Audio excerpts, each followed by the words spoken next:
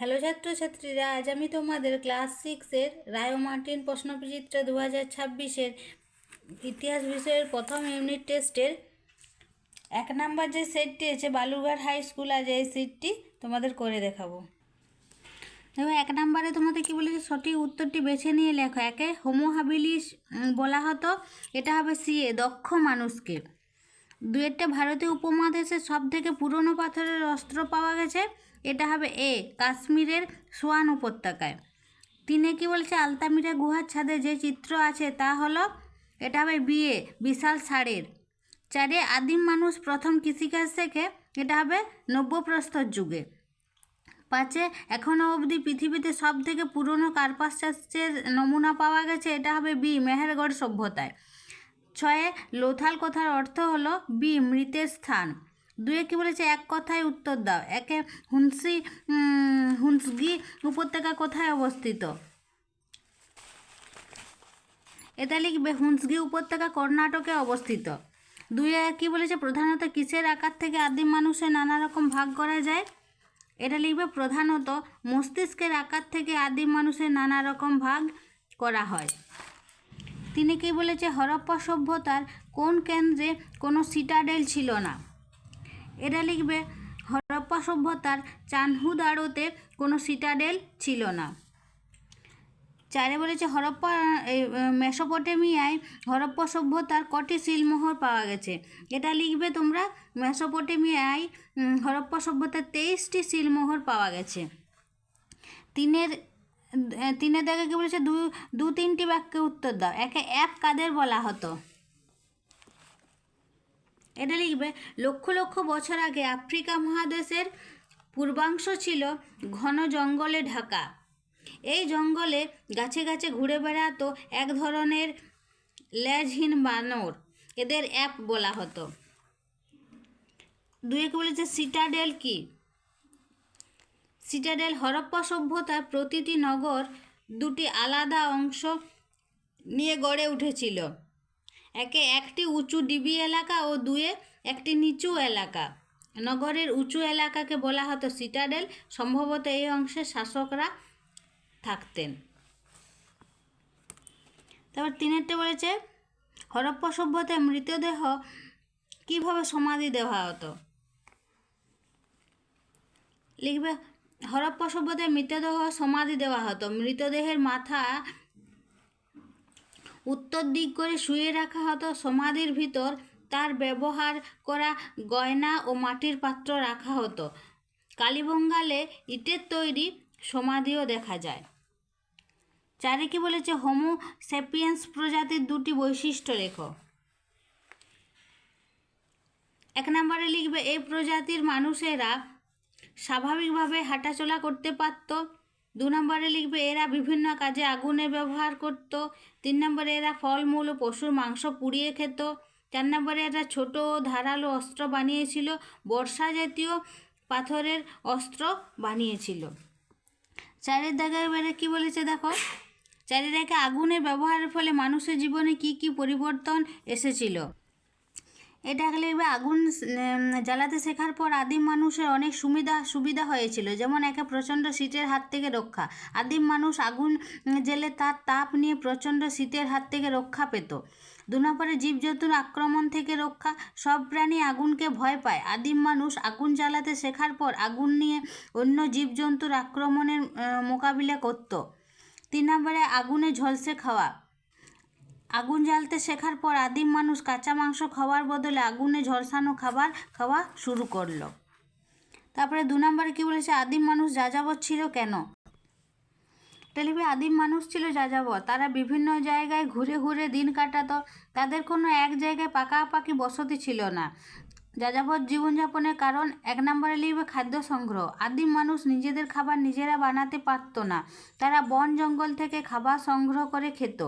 2 নম্বরে লিখবে শিকার ও ফলমূল জোগাড়, আদিম মানুষ শিকার করে ও ফলমূল জোগাড় করে খাবারের চাহিদা মেটাতো, আর এই শিকার ও ফলমূলের খোঁজে তাদের বিভিন্ন জায়গায় ঘুরে বেড়াতে হতো। এবার 3 নম্বরে কি বলেছে, মহেঞ্জোদারো ও হরপ্পা আর শস্যাগারগুলি কেমন ছিল,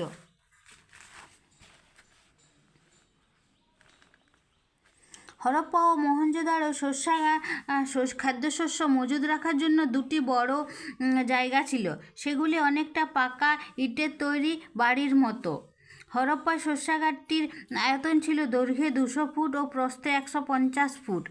হরপ্পায় শস্য রাখার বাড়িটির ভেতর ছিল 2 সারিতে ভাগ করা মোট 12টি বড় তাক। সেখানে হাওয়া চলাচলের জন্য ঘুলঘুলি ছিল, ফলে খাদ্যশস্য শুকনো ও তাজা রাখা সম্ভব হতো। তারপর 4 হরপ্পা সভ্যতার লিপি কেমন ছিল তা লেখো। হরপ্পা সভ্যতার অধিবাসীরা লিখতে জানতো, তবে তাদের লেখা যে লিপিগুলি পাওয়া গেছে তা পড়া যায়নি। পড়া গেলে এই সভ্যতার অনেক অজানা ইতিহাস জানা যাবে। হরপ্পা সভ্যতার লিপিতে 375 থেকে 400টির মতো চিহ্ন বা সংকেত আছে। এই লিপিতে সম্ভবত বর্ণমালা ছিল না। এই লিপি ছিল সাংকেতিক লিপি। এই লিপি ডান দিক থেকে বাঁ দিকে লেখা হতো। হরপ্পা সভ্যতার পাওয়া শিলমোহর, তামার ফলক, মাটির পাত্র প্রভৃতির উপর লিপি পাওয়া গেছে। এটা 5 দাগের 1 কি বলেছে, নতুন পাথরের যুগে মানুষ কীভাবে কৃষিকাজ শেখে আর কৃষিকাজ শেখার ফলে মানুষের কি সুবিধা হয়। আদিম মানুষ নতুন পাথরের যুগে প্রথম কৃষিকাজ শিখেছিল। এ যুগে মেয়েরা ফলমূল জোগাড় করার কাজ করত। তারা ফলমূল জোগাড় করতে করতেই বুঝতে পারলো কীভাবে বীজ থেকে চারা আর চারা গাছ থেকে বড় গাছ হয়। এই সব দেখে তারা বীজ পুঁতে চাষ করতে শিখল। তারপরের প্রশ্নটা ওটা দেখি বলি, কৃষিকাজ শেখার ফলে মানুষের কি সুবিধা হয়েছিল। নতুন পাথরের যুগে কৃষিকাজ শেখা মানব সভ্যতার ইতিহাসে এক বৈপ্লবিক পরিবর্তন এনেছিল। এই সুবিধাগুলি হলো, 1 নম্বরে লিখবে খাদ্যের নিশ্চয়তা ও মজুদ। শিকারের অনিশ্চয়তা দূর হয়ে নিশ্চিত খাদ্যের যোগান তৈরি হয়। উৎপাদিত ফসল গম, বার্লি এই দুটো ফসল ছিল তখন, ভবিষ্যতের জন্য মজুদ করা সম্ভব হতো। 2 নম্বরে স্থায়ী বসতি স্থাপন। কৃষিকাজের ফলে যাযাবর জীবন ছেড়ে মানুষ নদী বা জলাশয়ের কাছে স্থায়ীভাবে ঘরবাড়ি তৈরি করে থাকতে শুরু করে। 3 নম্বরে লিখবে পশুপালন। কৃষিকাজের পাশাপাশি গবাদি পশু পোষ মানানো সহজ হয়, যা মাংস, দুধ ও চাষবাসের কাজে ব্যবহৃত হতো। 4 নম্বরে জনসংখ্যা বৃদ্ধি। খাদ্য সরবরাহ বাড়ায় মানুষের পুষ্টির মান বাড়ে এবং শিকারের তুলনায় অনেক বেশি জনসংখ্যা টিকে থাকার সুবিধা পায়। তারপরে 2 নম্বরে বলেছে হরপ্পা সভ্যতা কীভাবে ধ্বংস হয়েছিল। হরপ্পা সভ্যতার পতনের কারণ 1 নম্বরে ভূমিকম্প। সিন্ধু উপত্যকার নিকটবর্তী অঞ্চলে ভূমিকম্পের উৎসস্থল ছিল। খনন কার্যের ফলে প্রাপ্ত নরকঙ্কালগুলি ক্ষতবিক্ষত হওয়ায় ও এগুলি সৎকার না হওয়ায় এই ধারণা করা হয় যে ভূমিকম্পের ফলে এই সভ্যতার বিনাশ ঘটে। 1 নম্বরে লিখবে। 2 নম্বরে লিখবে বন্যা। সিন্ধু নদে পলি জমে নদীগর্ভের গভীরতা কমে যায়, ফলে প্রতি বর্ষাতে নদীর জল দুকুল ছাপিয়ে নগরগুলিকে প্লাবিত করত। 3 নম্বরে সিন্ধু নদের গতিপথের পরিবর্তন। সিন্ধু নদ তার গতিপথ পরিবর্তন করায় হরপ্পায় বাণিজ্য ও কৃষি ব্যবস্থা ক্ষতিগ্রস্ত হয়, ফলে অর্থনীতিতে সংকট দেখা দেওয়ায় সিন্ধুবাসীরা এই অঞ্চল ছেড়ে অন্য জায়গায় চলে যায়। 4 নম্বরে বহিরাক্রমণ। অনেকে মনে করেন বহিরাগত শত্রু আক্রমণের ফলে সিন্ধু সভ্যতার পতন ঘটেছিল। সমাধিক্ষেত্রে প্রাপ্ত নরকঙ্কাল থেকে এই দাবিটি আরও জোরালো হয়। 5 রক্ষণশীলতা। সিন্ধুবাসীদের রক্ষণশীল মনোভাব তাদের জনজীবনকে অক্ষম ও পঙ্গু করে দিয়েছিল। এরপর 3 নম্বরে বলেছে ভীমবেটকার গুহা। ভীমবেটকার সংক্ষিপ্ত বিবরণ দাও।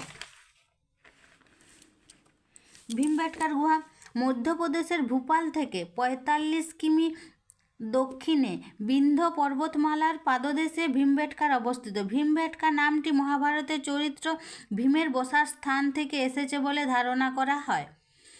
1957 খ্রিস্টাব্দে ভীমবেটকায় বেশ কিছু গুহার খোঁজ পাওয়া যায়। এই গুহাগুলিতে পুরাতন পাথরের যুগ থেকে আদিম মানুষেরা থাকতে শুরু করে। এখানে প্রধানত শিকারের দৃশ্য, নিত্যরত মানুষের মূর্তি, হাতির পিঠে যোদ্ধা, সিংহ, বাঘ, বন্য শূকর, হরিণ ও গন্ডারের মতো প্রাণীদের চিত্র আঁকা হয়েছে। পাখি, মাছ ও কাঠবেড়ালির মতো প্রাণীরও ছবি দেখা যায়। এছাড়া দেখা যায় মানুষ একা ও দল বেঁধে শিকার করছে, তাদের কারো কারো মুখে মুখোশ, হাতে পায়ে গয়না। অনেক সময়ে মানুষের সঙ্গে কুকুরকে দেখা যায়। ছবিগুলোতে সবুজ ও হলুদ রঙের ব্যবহার হলেও বেশি দেখা যায় সাদা ও লাল রং। এই চিত্রগুলি থেকে আদিম মানুষের সামাজিক জীবন, পোশাক, সরঞ্জাম এবং তাদের চারপাশের পরিবেশ সম্পর্কে গুরুত্বপূর্ণ তথ্য পাওয়া যায়। চারে কি বলেছে? হরপ্পা সভ্যতার নগর পরিকল্পনা। হরপ্পা, মহেঞ্জোদারো, চানহুদারো, লোথাল, কালিবঙ্গাল প্রভৃতি স্থানে পরিকল্পিত নগরে ধ্বংসাবশেষ পাওয়া গেছে। হরপ্পা সভ্যতার নগর পরিকল্পনা এক নম্বরে লিখবে নগর এলাকা। হরপ্পা নগরগুলিতে বসতি অঞ্চল দুভাগে বিভক্ত ছিল। শহরের উঁচু এলাকা বা সিটাডেল অবস্থিত ছিল নগরের উত্তর বা উত্তর পশ্চিম দিকে। নিচু বসতি এলাকাটি অবস্থিত ছিল পূর্ব বা দক্ষিণ পূর্ব অংশে।